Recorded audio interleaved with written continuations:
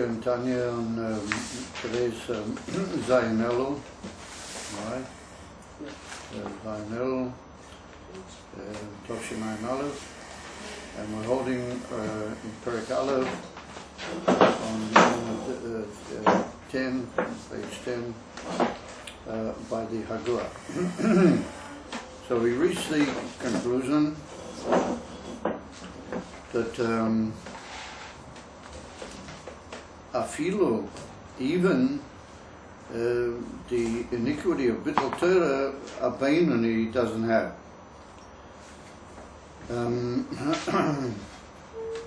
based on the cloud that we had from Rabbo, that Rabbo was Loi Posik Pumim Megillah. He was somebody who never stopped learning at any point, and yet nonetheless he said that he was a Beinoni. He said that was genuinely, that was a mistake of it. Has to be somehow or another near to things, as we pointed out. So if the Beinoni would have Bittul Torah, then how could Rabbo possibly held that he was a Beinoni? And therefore we saw that even the organ of Bittul Torah is not charged by a Beinoni, particularly that based on the observation from Tanya, that we saw up until here, that if you do an Avera, then you're a Rosha. If you do tshuva over the Avera, then you come back to a clean slate. You go back to being, as it were, a tzaddik gomer. So doing Averas turns you into a Rosha. Correcting the Averas makes you into a tzaddik, or at least a beginning of a clean slate. So on that basis we are concluding that a Beinoni can't possibly have any Averas, it would seem, because if he did, then he would, until he corrected them, would be a Rosha. If he had corrected them by tshuva, then it's not right to call him a Beinoni. There's no point in calling him a Beinoni from those considerations. Therefore, we saw that it went as far as even a deal warning people and complaining, even when you didn't do the Avera yourself, but you could have complained, you're also called a Rosha. And then we saw that how much more so if you could do a mitzvah asay and you didn't. For example, the union from learning Torah, and we saw the great importance and the great strict aspect that the Alter Rebbe gave to the union of studying Torah by connecting it even with the concept of cutting off your soul and the whole thing. So all of that indicates to us that a Beinoni can't possibly have even the Oven of Bittul Torah. What was the union of even the Oven of Bittul Torah? Any mitzvah saseh or any mitzvah turns him into a Rosha, nor even Bittul Torah, that it's a very, very difficult thing to avoid during the day. As the Gemara says in Bava Basra, we pointed that out in the last class, that there are several things in a person's life which is very, very difficult to avoid, being caught up with it in those inyanim every day. It's hard for a person to fall into them, Bittul Torah being one of them. So it's very, very difficult to avoid Bittul Torah. But if we're going to say that a Beinoni has no Averas, because if he does, he's either a Rosha or he's a tzaddik with a clean slate, then that means that even the Oven of Bittul Torah he doesn't have. The the Beinoni can't possibly have even the Oven of Bittul Torah. Well, that's leading us now, in that case, to the conclusion that a Beinoni is somebody who has no Averas. He has no Averas, even Averas midrabanan, even so-called light Averas, for the reasons we just pointed out, which means that he must be a very extremely elevated individual, and that will lead us to another question: what's the difference between him and the tzaddik? And that will be the big definitional question that will face us. What really is the difference between the tzaddik and the Beinoni, since the Beinoni is somebody that he has no he can't possibly have any averas, afilu the oven of bittul Torah, which most people don't manage to avoid having, he can't have it. And that's why Rabbah was of the opinion maybe he's a Beinoni, because a Beinoni can't possibly have any bittul, afilu bittul Torah. Now that's what we're holding, and that's where the asterisk is now, and that's why he writes in, and for that reason, Torah Rabbah ba'atzmei lo mashuhu Beinoni. Therefore Rabbah had a mistake and thought that he might be a Beinoni because he for sure didn't have bittul Torah. He was pulei posik pumimi megilsa, as we saw, until the Malach HaMorzen was able to get him. So he for sure didn't have that, and yet nonetheless he was able to consider himself, by mistake of course, he was due to modesty, he was able to think of himself as a Beinoni, because a Beinoni doesn't have any of bittul Torah at all. Now, comes along the Haggadah. Now, the Haggadah, as we said, are certain ideas that the Alter Rebbe was concerned that you may, due to your very versed of knowledge in these matters, you might wake up with a question. Therefore, he assists you to write in the question, but it doesn't really alter the argument, because he's already established it. In other words, that the Beinoni can't be anybody that has really any averas, even in the Rabbanan, that he's already pointed out to you. Now he's just concerned that you might ask a question, and therefore he's going to, as it were, straighten the question out for you. And therefore he writes like this: Umashu kosu b'zoyha chelek gimel daf reish lamed aleph. Now chelek gimel of the Zohar is from Vayikra and further. Vayikra Bamidbar Dvarim is called chelek gimel, the third portion of the Zohar. Daf reish lamed aleph, it comes out in Pasha Pinchos. And over there it's written the dinim of Rosh Hashanah in Pasha Pinchos. And it's interesting, we're running now towards Rosh Hashanah, we're in Elul. Over there the Gemara talks in detail about the different conducts and how a person has to conduct himself on Rosh Hashanah, and all sorts of questions and issues in reference to our service of Hashem on Rosh Hashanah. Yeah, so in that area of the Zohar, Daf Reish Lamed Aleph, page 231, Kol Shemu Moatin Avinoisov. He said, anybody who his avenas are less in number, that he called limited in number, his sins and his iniquities, Chulu, he shailas Rav HaManena Eliyahu. Eliyahu means Eliyahu Hanavi. Eliyahu means Eliyahu Hanavi. The Rav HaManena he's one of the great sages of the Zohar. Now, normally he's called in the Zohar Rav HaManena Sabo. Now, there were several Rav HaManenas in history, and there were also a couple of Rav HaManena, according to the Seder Hader, there was a couple at least of Rav HaManena Sabas. And in other words, there was quite a number of Chachamim who had the name Rav HaManena. But I think the one he's referring to is the Rav HaManena Saba, who was a very early Tana in the time of Rashbi, Rabbi Shimon Bar Yochai, and he was even before Rabbi Shimon Bar Yochai in history, and older than him, and he even passed away from the world before Rabbi Shimon Bar Yochai. So that's who we're talking about, Rav HaManena Saba, and he had a question to Eliyahu, and Eliyahu means Eliyahu Hanavi. So what was his question? It's written there in the Zohar that he met up. He met up with Eliyahu Hanavi.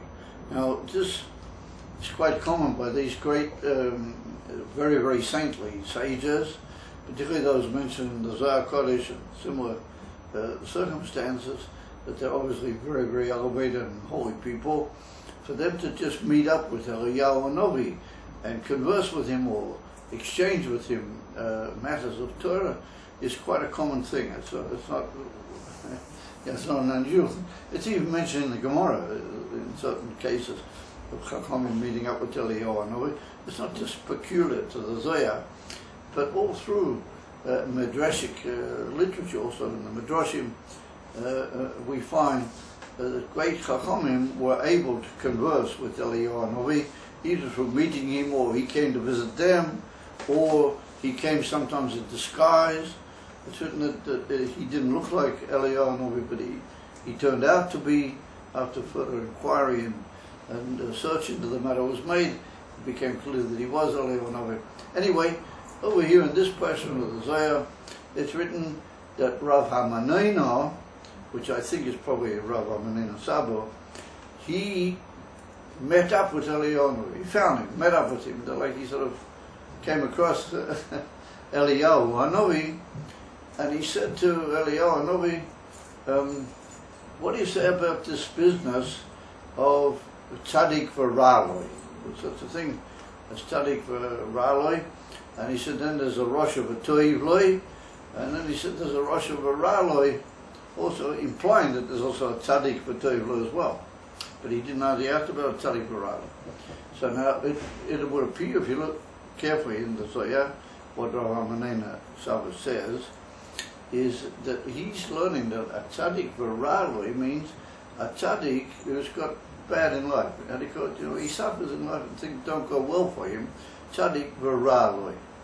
We've met this before. We saw this earlier in the Gemara and the Masechta Brachos, where at the beginning of Tanya, that's how it's tempting to learn, and that's how some people appear to learn quite in the Pshat in the Gemara and in other such inyanim, that the word tzaddik v'raloi means a tzaddik which is bad in his life, not a tzaddik who is bad, but chasson, a tzaddik who he has bad things in life.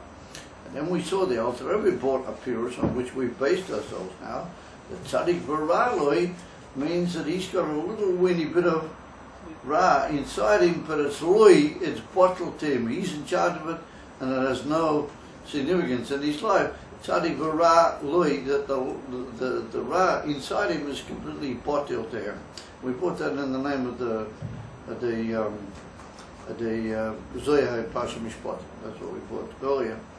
And that's what we've said is the emes of Pshat of tzaddik v'raloi. So it comes along Rav HaManena Saba, and he seems to be interpreting that tzaddik v'raloi means, a tzaddik who has it bad in life. So he says to Eliyahu Hanavi, why would that be? What would that be? So Rav HaManena Saba says to Eliyahu, he says, I want to suggest to you why I think it is. And he said, because he must have a little bit of avenas, of iniquities that he's done. And he's got to be punished, or I want to say he's got to suffer for those iniquities now, in this life, so that when he goes into the life to come, in the world to come, Hashem will be able to give him only blessings, because he's a very righteous man. But he said a few avenas. Since he did a few avenas, he has to suffer for them here, but when he go into Elam Haba, he'll be clean and he'll be able to stop. Now this is a pshat that we had earlier in the name of the Gemara, but the Alter Rebbe didn't want to learn that way. We want to learn that's not what tzaddik v'raloi means. However, that's what Rav HaManena Saba says to Eliyahu Hanavi. So he says that kol shemu mu'atin aveneso, that's a tzaddik v'raloi, that his iniquities are less, but they do exist. He said, he sha'elas Rav HaManena Saba, if I assume it right, le'Eliyahu. That's Rav HaManena's opinion in his question to Eliyahu. Aval lefi tshuvas Eliyahu shom, but according to the answer which Eliyahu gives him over there, appears tzaddik v'raloi, the pshat in the concept of tzaddik v'raloi, hu kamesha kosem param, in the rare man, the pasha mishpat in deliyil. Deliyil means, which we mentioned earlier, and that's what we brought the Zohar, the rare mahemna is part of the Zohar, in pasha mishpatim. And we said that tzaddik v'raloi means that he still has a little bit of ra inside him, or not that he has any awareness chas v'sholom, of a little bit of ra still inside, but it's batil completely gabihim. That's how we learned it earlier. He said, if you look carefully at the way Eliyahu answered Rav Manina, then you'll see that the Pirush is the way we've learned, Tzadik v'Raloi. And then he says, V'shivim panim le-Torah, says the Alter Rebbe, and there are 70 aspects to the Torah. Now this is the Shivim panim le-Torah is a lashon which occurs in the Zohar Kodesh in several places. It's also brought in a Medrash. There's also a Medrash Rabbah used that expression. And what it means is that there's 70 different views or 70 different ways of looking at any given detail in the Torah. Shivim panim, the word pan means like aspect or view of something. And there are like 70 different views in the Torah, meaning that on any given topic, there's always like 70 different ways of viewing it or understanding it or knowing about it. That's what's written in the Zohar. So what does he want with that, the Alter Rebbe? Why does he have also put that in here? So it's like this. What does Eliyahu answer Rav Manina Saba? What does he say to him over there? Because Rav Manina Saba says to him that a tzaddik v'ra'aloi would appear to be a tzaddik who's got a bad in life. And why has he got a bad? Because he did have some iniquities, and he's paying them off now. And Eliyahu says to him, no, you mustn't say that. At least they thought. And it's written that Eliyahu always said that the ways of Hashem are very, very deep. And the judgments of Hashem in this world are profound and beyond our knowledge. And he says sometimes there's a person who's a real tzaddik, he's a tzaddik amiti, and Hashem takes it out on him, as it were. Hashem literally punishes him for the sake of the whole generation. And he said sometimes because the generation is not Peseda, Hashem takes away literally from the arm of the generation and gives him difficulties and pain and sorrows in order to be machaper for the whole generation. That's what Eliyahu Novi answers for Rav Manina Saba. Now, Rafiza comes out that it's different than what Rav Manina.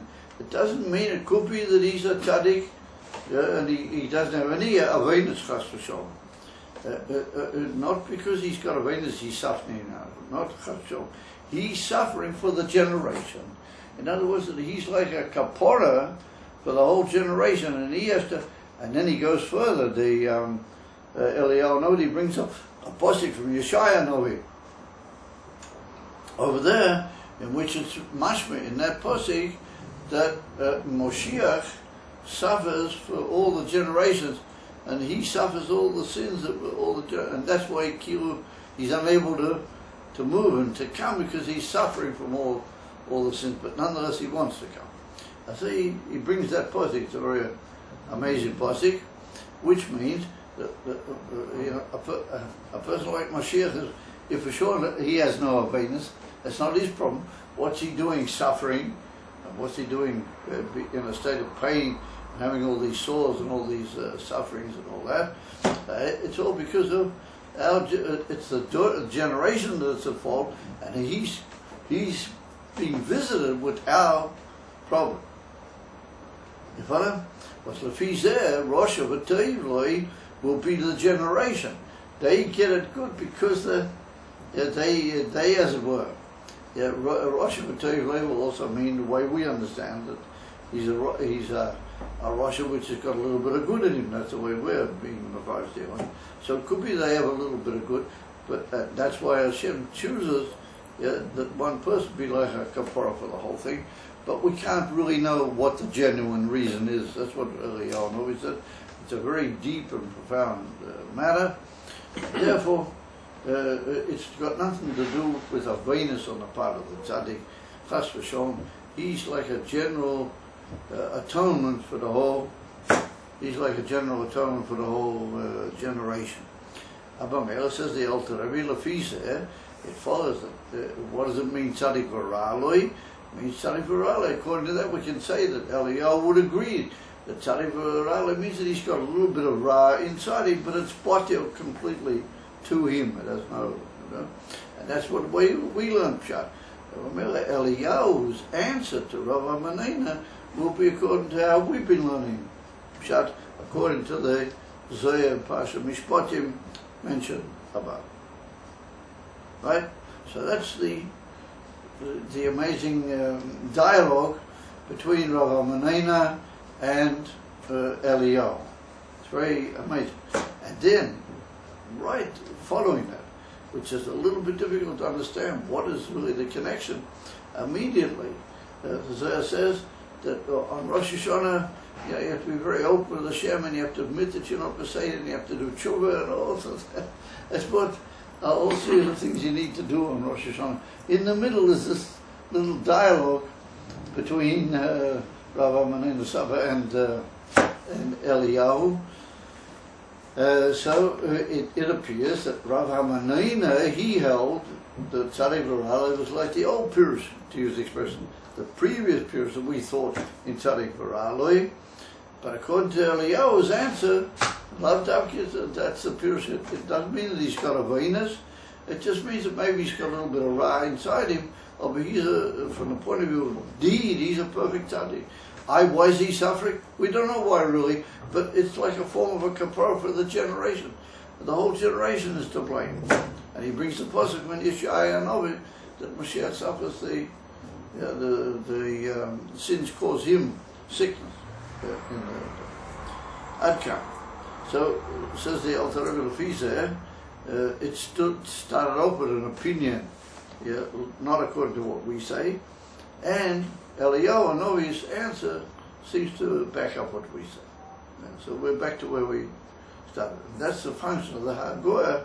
It's like you might have a question, how come Rav Amanina Saba said that? But if you look carefully at the answer, then you won't have to worry. You'll be able to agree with me when we go back to where we started. V'shivim panim l'Torah. Now, why does the Alter Rebbe write that? What's this? Oh, you know, v'shivim panim l'Torah. So, if we look in the history of the great Chachmi Zoya, Rav Amanina was a very great person. Rav Amanina Saba was a very great person. The fact that he can meet up with Eliyahu or Novi and just discuss with him a certain question is indicative of how great he was. So how come then the Alter Rebbe is concerned now with this statement? How come Rav Amanina Saba held something about Tzadik V'Ra'aloi, which we have reached a conclusion is not a tenable view. It's not a proper pshat. And what does it mean, Tzadik V'Ra'aloi? Because that's what Rav Amanina is hinting to a pshat that we've said no, that's not the pshat. So we see that Eliyahu didn't agree with him. Eliyahu said no, it doesn't have to do with that. And so therefore the pshat can be the way we say. The question is now asked, how come Rav Amanina Saba, how come did he held that way? Rav Amanina Saba was a very great man. How come he held that way, which we don't agree to be the right pshat? And therefore says the Alter Rebbe, Shivim Panim l'Torah.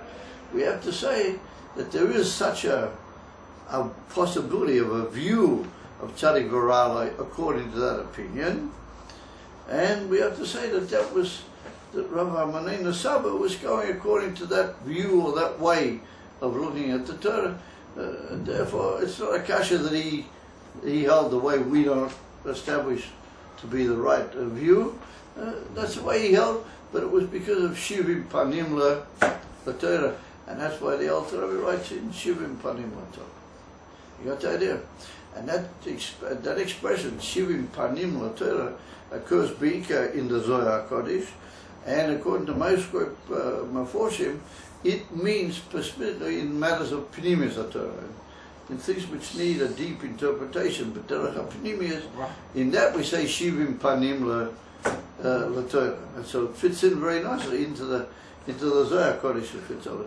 And there's only one place where it's mentioned in the Medrash Rabbah, and the Medrash is also a very high form of learning Torah. It's like brought down in our Yom Yom, it's written that the Medrash is like a mamutza towards Pnimis HaTorah anyway. So therefore, Shivim Panim l'Torah, that was a certain view that was held by Rav Amanina Saba mitzad his knowledge he held that particular way of the way he was answered by Eliyahu Hanavi, as according to us. We have to say that Eliyahu Hanavi had the right to say what is the ultimate pshat, not just one of the panim, one of the views of the Torah, but the ultimate correct view of the matter, and that's what we've said. We've gone according to that Pirush, so that was the altar, everything's fine. And that's why he writes it in Shivim Panim L'Torah, because you'll be bothered, how come Rav Amenena Saba held such an opinion, if that's not ultimately, according to all the proofs that we've brought up to now, it's not the right opinion. As when I say right, I mean it's not the most tenable opinion. You know, how come Rav Amenena Saba held that way? Shivim Panim L'Torah, and particularly that Gemara in the set of brothers that we brought right at the beginning of Tanya. It says that there's Tzadik V'Teiv, Tzadik V'Rale, Rosh V'Teiv, Rosh V'Rale, is the simple pshat in the Gemara over there is talking that Tzadik V'Teiv is a good life, Tzadik V'Rale is something that has difficulties in life. So, I mean, there is such a view, there's a way of understanding the Gemara that way. And I mean, according to what you might call the simple pshat, or the more Balabati's approach, that is the purest of the Gemara. And over the Alter Rebbe said, Shivim Panim L'Torah, there's so many different ways of viewing the Torah, which means that must have some basis for looking at the Torah that way. But since Eliyahu Hanavi didn't hold that way, then there's obviously what you might call degrees of final opinion, or degrees of finality within the Shivim Panim. The Alter Rebbe, obviously Eliyahu Hanavi, being as he was, Eliyahu Hanavi is coming from heaven, we have to assume that he knows better, and therefore we're in a stronger position, as it were, that his understanding is the way we're learning. You got the idea? But the Alter Rebbe wants to put Rav Amenena Saba also right, that he says Shivim Panim L'Torah, so many different views, and so many different aspects and faces, like of learning Pirush, certainly. That's why he wrote in Shivim Panim L'Torah. Okay, so that takes us now back into the text of the Tanya. We now go back after the star, after the asteroid. It says the Alter Rebbe Kuntois that we're learning that how do you say, Lafisa, if a Beinoni doesn't have any affinity oven from middle turn, he doesn't have any Avedas or any negative things, chas v'shalom, that means a tzaddik, he must be somebody completely and utterly clean. I mean, if a Beinoni is clean, how much more a tzaddik is obviously absolutely without any. So even a Beinoni can't possibly have any Avedas. So says the Alter, what do we do with the fact that we find, even in Gemara, it's brought down in the Gemara in Rosh Hashanah, when you go to the din on Rosh Hashanah, it's brought in different places, even in the words of our sages, that somebody who's okay, he's a good person, he's called a tzaddik. Somebody who's not a good person is called a Rasha. And a Beinoni, you say about a Beinoni, something that he's sort of, a little bit this way, a little bit that way. And it would appear in the Gemara in Rosh Hashanah when it talks about the din, and it says that those who got a lot of schuyas, they're given the din of tzaddikim on Rosh Hashanah. Those who have a lot of averos, Rahman and Islam, are considered Rashoim, and those who have, a bit, or a bit of this, a bit of that, they're considered Beinonim. As though it's Pashma in the Gemara itself, in Rosh Hashanah. So therefore, what are you going to do with all that? With the generally assumed opinion, which appears even in our sages, it's not just an opinion, that a Beinoni means somebody that is half-half. What do we do with that? That's what he says now. Damrina bi'alma. Whatever we say, ba'alma means generally speaking, in the world, generally speaking. The machta al machta mikra beinani. that half on half is called a Beinani, V'roiv Zchuyos Mikra Tzaddik, and the majority of merits is called a Tzaddik.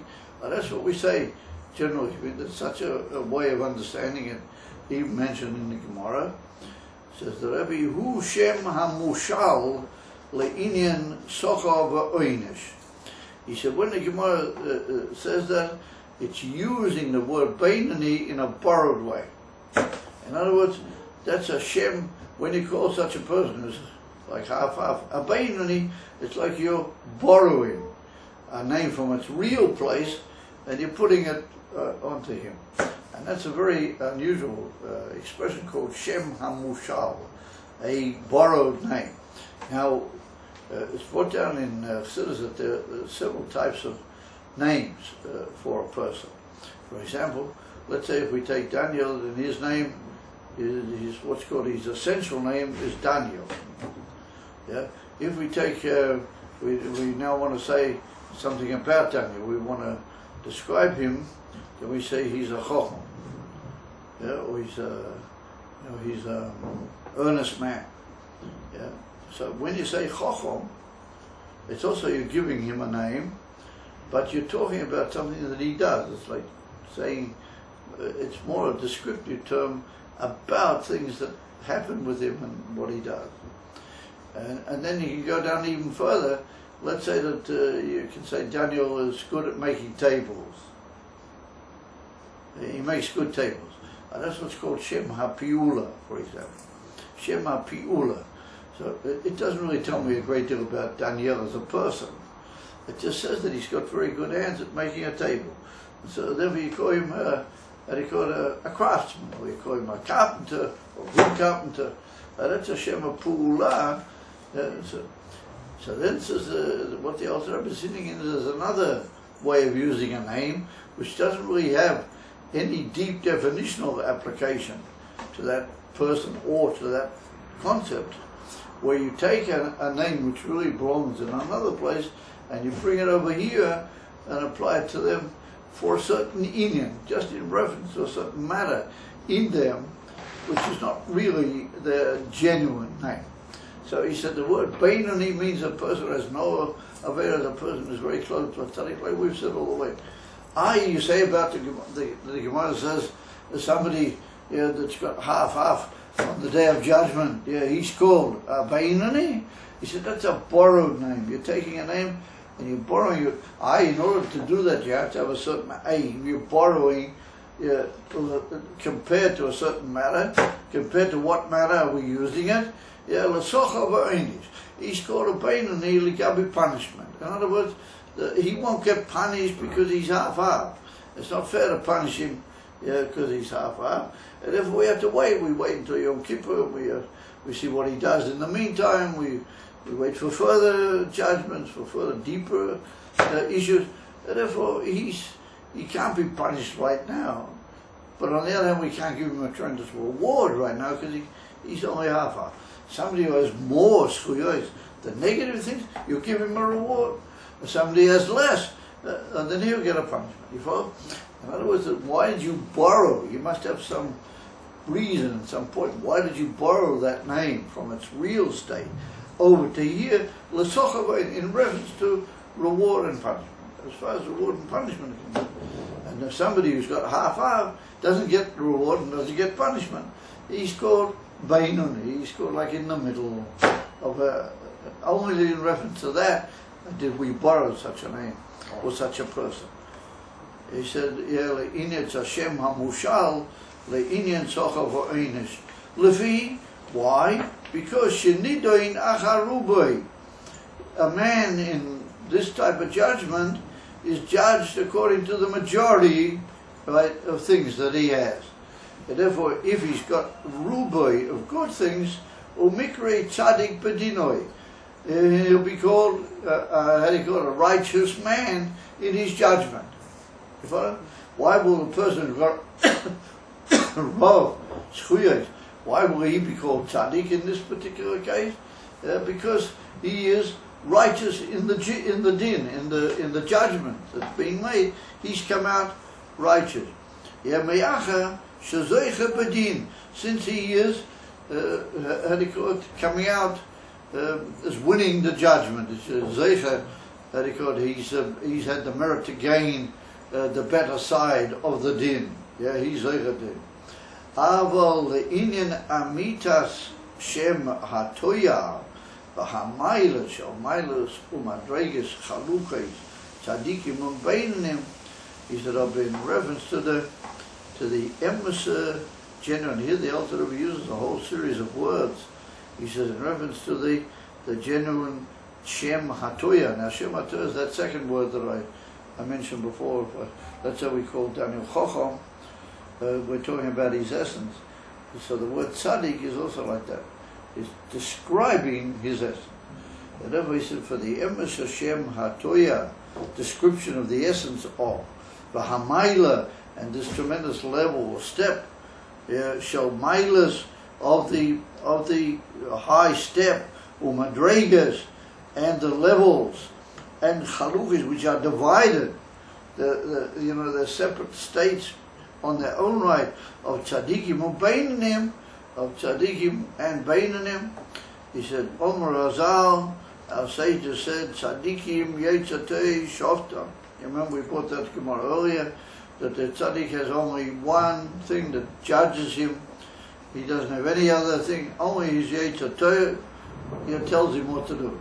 Apart from that, he has no other opinion in his life. Only his yetzatei tells him what to do. Shenema, as it is written, v'libi cholal b'kirbi, that my heart is empty inside me. My heart is empty within my midst. She'ein lo yetzahara. In other words, why is his heart empty? Because there's nothing inside his heart. Yeah, only his yetzatei. Only his neshama is inside his heart. That's all. Abamela, he said he has no other foreign entity, and therefore his heart is like how do you call it, an empty place. She'ein lo yetzahara. Why is that? Ki harogei b'tainas, because he killed and he murdered his Yetzer Hara b'tainas, with fasting and with denying himself and with working and defacing himself continuously. He ridded himself completely of the Yetzer Hara, and he doesn't have it all together. And therefore he's like an empty person. He's like an empty man. He's got only one thing, which is the yetzatei, and there's no duality in him whatsoever. Why? Because he killed the Yetzer Hara. That's, he said, a tzaddik. That's who a tzaddik is. He said, Avakol mi she'oi igi lemadrega zu.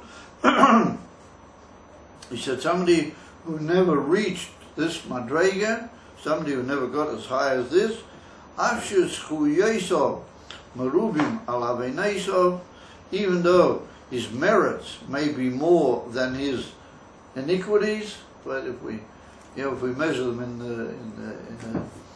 in the number of his iniquities, einu b'mailas umadregas tzaddik klal. He's not at all in the level of a tzaddik, even though he may have more good things than he has bad things, and he would be called with a Shem HaMushal, with a borrowed name. We can call him tzaddik in regard to punishment and so on. But he said the emes level, the emes inner divided perfection of its own right. Of a tzaddik, he's not in that class. If he's got any averas cholila, he's not in that same way. Why? Because a tzaddik has killed his Yetzer Hara. A tzaddik doesn't have a Yetzer Hara. It's not there anymore. Yeah, and his heart is empty. I said, why do you say his heart is empty? I mean, it's full of the yetzatei. It's not empty. So we have to say that there's an implication here that normally speaking, the heart is double. How do you call it? Like we saw in the Gemara, Zeh v'Zeh, Shaitan. There's always like different opinions going on. Somebody who's only got one opinion, he's empty of the whole multitude. He's, in that regard, he's empty. And we'll see later on, even more, he's empty of everything which might have to do with this world, like taivas or things of that nature. He's got rid of all that altogether. and therefore he's only got one thing. In that regard, it's considered like empty. In other words, wherever there's just only the Yetzer Toiv, and there's no multiplicity, that's called empty. He said, therefore, the tzaddik is Libi Cholol, his heart is empty, because he killed the Yetzer Hara altogether, he doesn't have it, and therefore this whole concept of calling somebody who had half-half a Beinani, or calling a tzaddik, he's got a bit more than half, calling him tzaddik, it's only a borrowed term for the sake of punishment, and that in the minimal sense of it, in the Emser Maila and in the Shem HaToya, the actual descriptive name of tzaddik, which means he's describing his essence. Like I pointed out what you say about David, you say about him that he's a chacham, then you're talking about his essence. When you're talking about his essence being, it's just everybody's got what we call the name of their essence, but that was given in the form of a nevuah by their parents. You're called Eitan, he's called Kobi, I'm called Shnezdami. Everybody's got, that's called the Shem HaEtzer. That's the name of their Etzer. Oh, the next one down is called the Shem HaToya. You call Chacham, or names of that sort. That's describing the Etzer. That's saying what, and that's called Shem HaToya. Now the Shem HaToya tzaddik, that's the emisar terminology. That's the emisar application of the word tzaddik to a person. That's describing his essence. That's only for somebody who's reached this tremendous level that Levi Chol.